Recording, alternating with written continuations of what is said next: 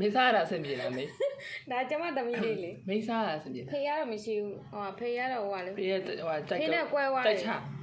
တိုက်တဲ့နေရာချနေသွား ဖေနဲ့ကွဲသွားရင် သမီးကိုယ်တိုင်လည်းသိတယ်ဖေးကဟိုတိုက်ချဆိုတာအကြောင်းမှဒါမေဝေးကိုလှုပ်ကျွေးနေတာ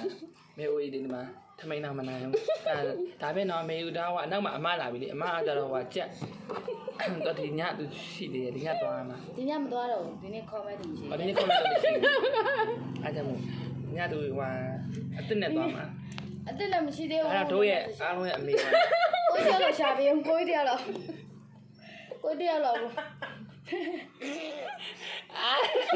ကိုကြီးတရားတော့ပါဒီပုံစံမကြည့်ပါနဲ့ဟို Facebook တွေကပုံစံမကြည့်ပါဘူး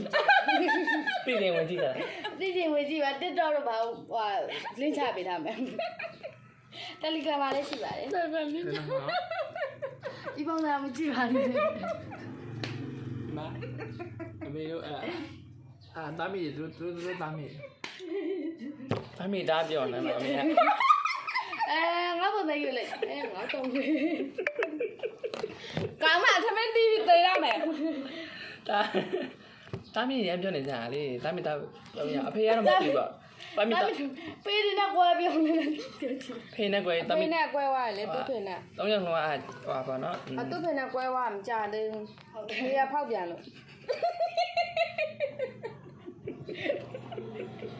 ဖေကဖောက်ပြန်လို့ဟိုကနိုင်ငံခြားရောက်သွားတယ်နိုင်ငံခြားအလုပ်တောင်မရသေးဘူးဟို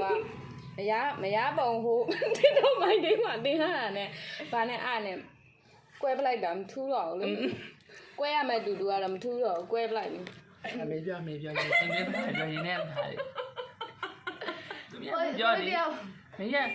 မိုင်းရင်ဝင်ပြောလေမိုင်းရတယ် မိုင်းရမရတော့မိုင်းလည်းသိမခံနိုင်တော့ အိုးဒီ